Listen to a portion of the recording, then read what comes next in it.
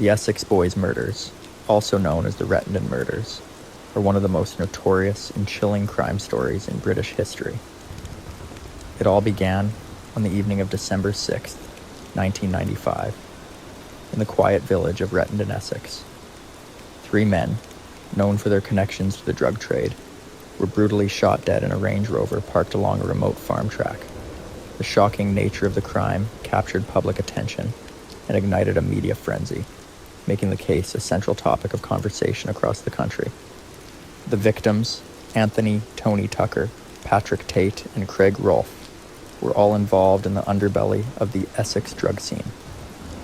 Tucker, the eldest at 38, ran a security firm that serviced nightclubs in the area. Tate, 37, was an amateur bodybuilder and equally entrenched in the drug trade. Craig Rolfe, the youngest at 26, was known as Tucker's right-hand man. Their lives, like many others in their world, revolved around drugs, money, and violence, setting the stage for a dramatic and tragic end. On the morning of December 7th, a farmer named Peter Theobald stumbled upon the grisly scene. The bodies were found slumped in the vehicle, each shot in the head at point-blank range. The shocking discovery sent ripples through the community and raised immediate questions. Who could commit such a violent act, and why? As the investigation unfolded, it became clear that the case would not be simple. With ties to organized crime, rumors of betrayal, and a police operation codenamed Operation Century, the narrative surrounding the Essex boys' murders would evolve. Some believe the murders were linked to the tragic death of Leah Betts, a young woman who had died after taking an ecstasy tablet, supplied by the same circles the victims operated in. The connections to the drug trade made the case even murkier, and soon whispers of rivalries and vengeance began to surface. The Essex boys' murders have since inspired numerous books, films, and documentaries, but as more details emerged, a question lingered in the air: what really happened on that fateful night? This story will explore the crimes that unfolded, the investigation that followed, and the lingering doubts that continue to haunt those searching for the truth. The first part of our journey takes us deep into the chaotic world of drug dealing in Essex, where loyalty is fleeting and danger lurks around every corner. As the night of December 6th, 1995 approached, the Essex drug scene was rife with tension. It had become a treacherous world where loyalty was often overshadowed by greed, betrayal, and the desire for power. The 3 victims, known to each other through their involvement in various criminal enterprises, were not merely casual acquaintances, but rather were deeply entangled in a web of illegal activities, which involved drug dealing, debt collection, and security services that catered to nightclubs, places where the line between revelry and danger blurred dangerously.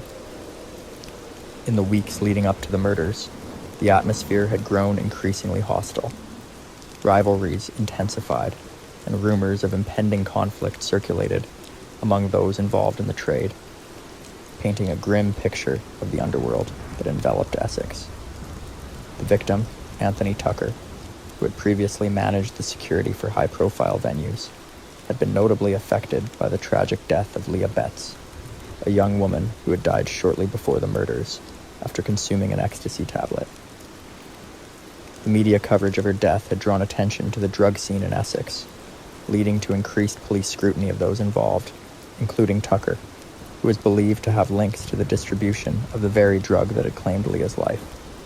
It was a connection that would prove crucial as the investigation unfolded.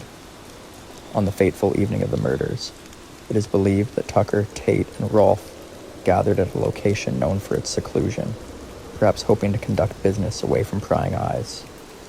Yet their decision to meet in a rural area, far removed from the bustle of Essex's nightlife, would ultimately seal their tragic fate.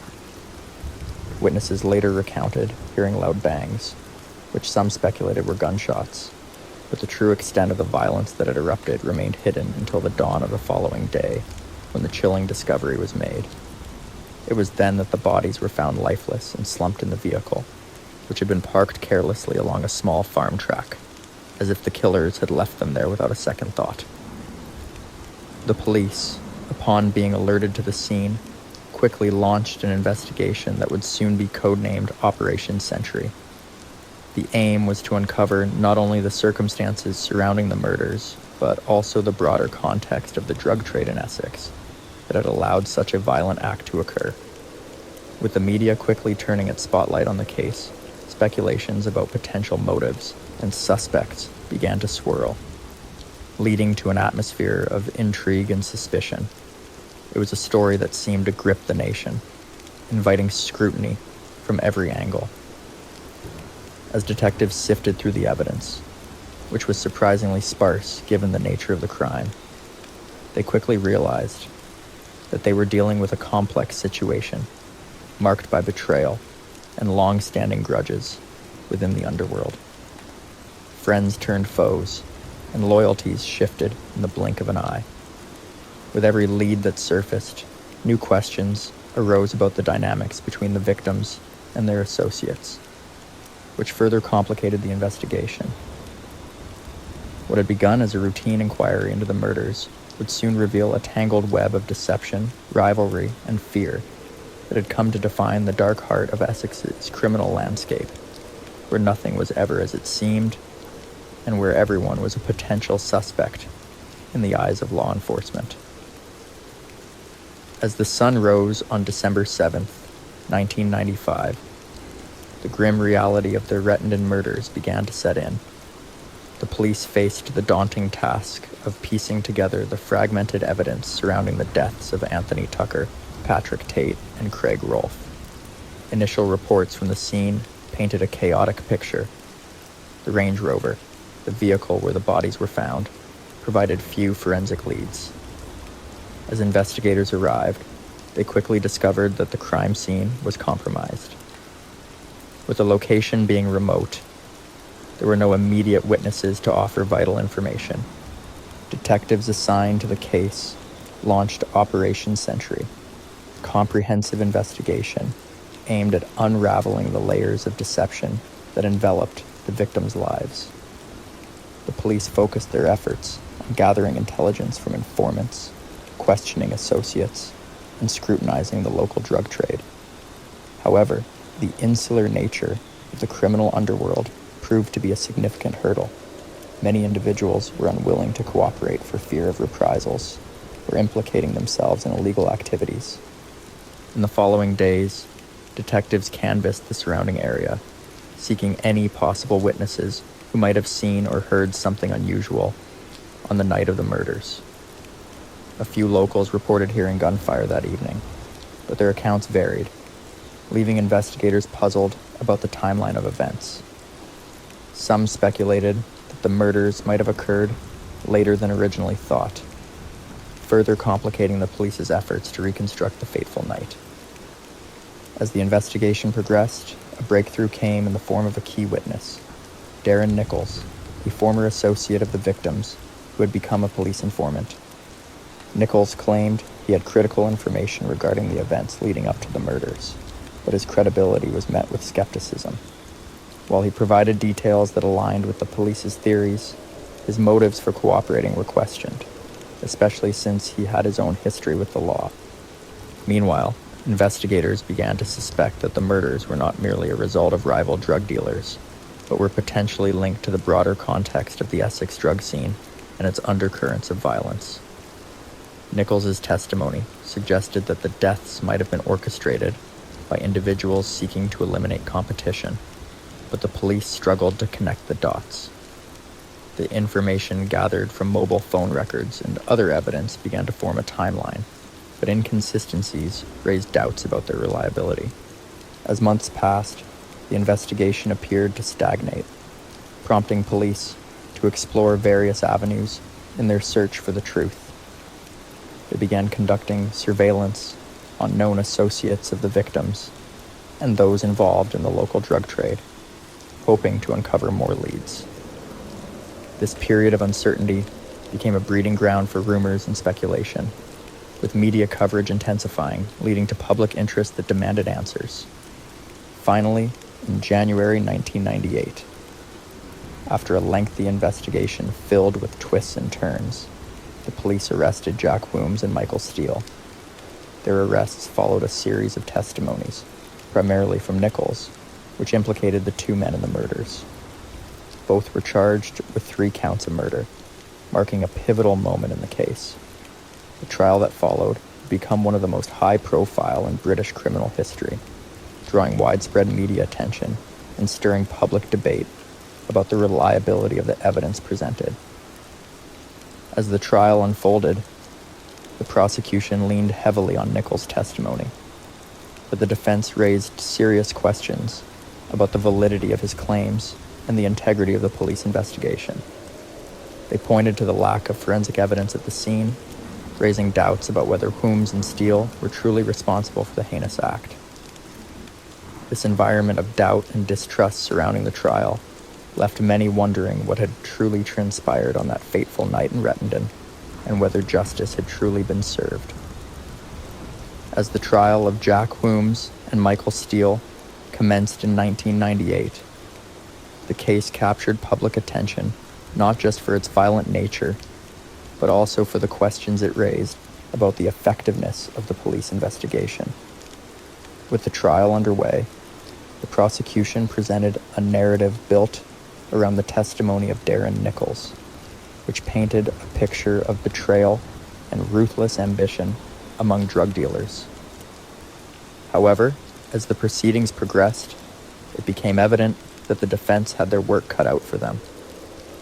Nichols' credibility came under intense scrutiny.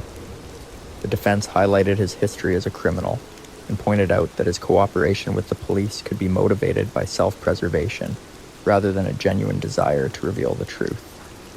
They argued that he had a vested interest in shifting blame away from himself, and that the evidence against Wooms and Steele was circumstantial at best.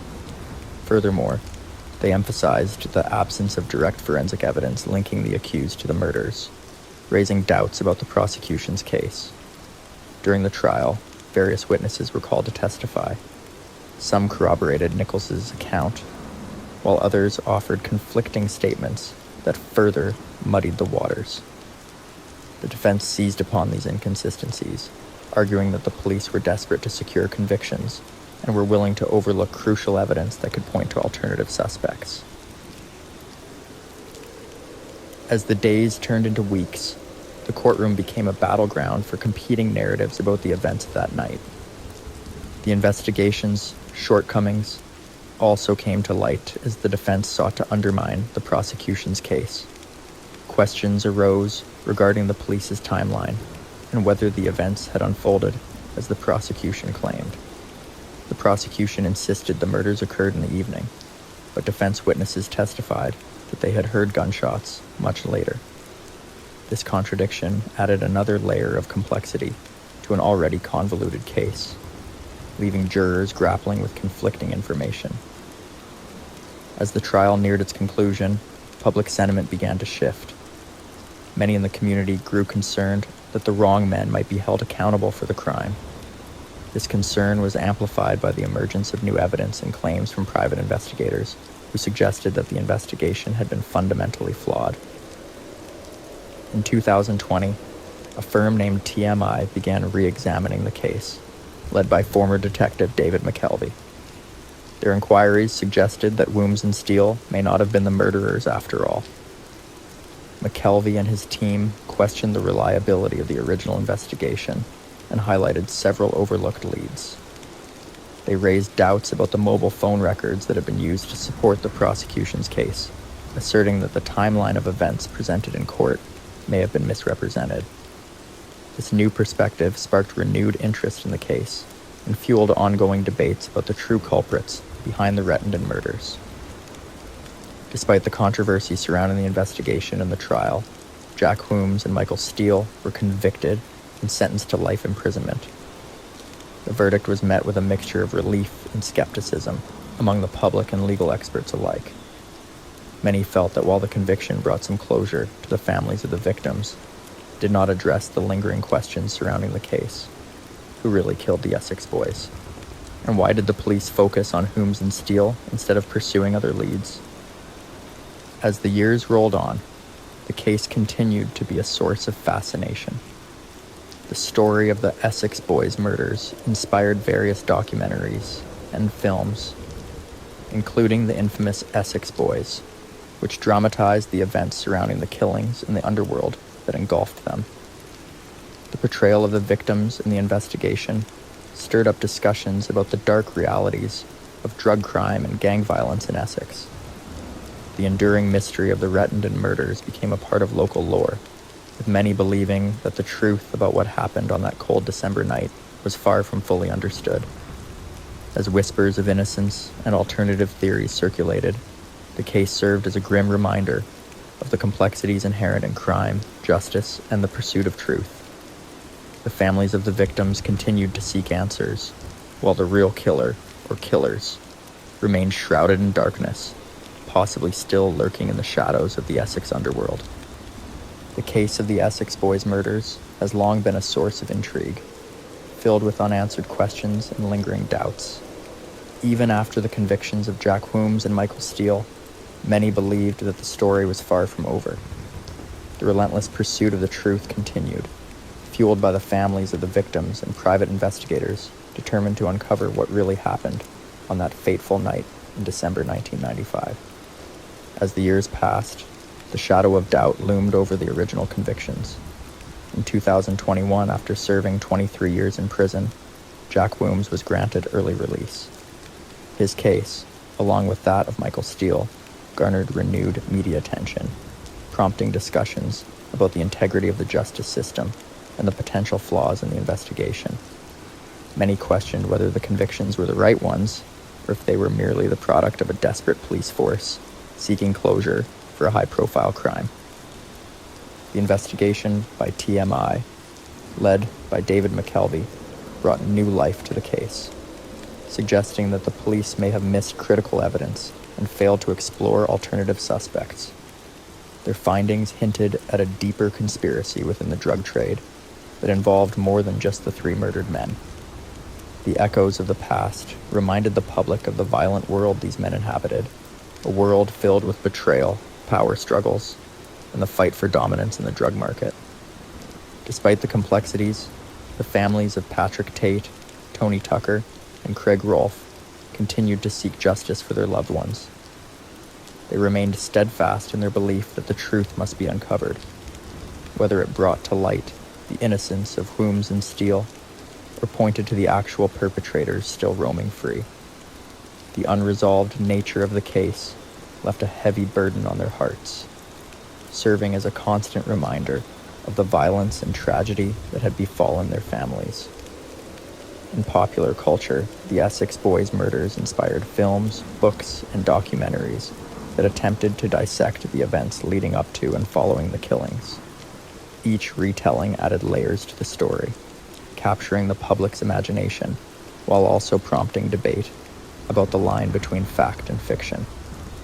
Many viewers and readers were drawn into the intrigue, captivated by the interplay of crime, betrayal, and the quest for truth. Yet, these narratives often glossed over the pain and loss experienced by the victims' families, turning real lives into mere entertainment. As the investigation continued to evolve, the broader implications of the case remained significant. It highlighted the flaws in the criminal justice system, the impact of the drug trade on communities, and the challenges faced by law enforcement in tackling organized crime. The quest for justice became not only about the individual murders, but also about understanding the systemic issues that allowed such violence to flourish. Today, the story of the Essex boys' murders serves as a chilling reminder of the darker aspects of human nature and the complexities of crime. It stands as a testament to the ongoing struggle for justice and truth in a world where the lines between right and wrong often blur. As long as questions remain unanswered, the memory of Patrick Tate, Tony Tucker, and Craig Rolfe will endure, urging society to seek not just justice for the victims, but also understanding of the forces that lead to such tragedies. The haunting legacy of the Essex boys reminds us that in the pursuit of truth, the past is never truly buried, and the quest for justice continues.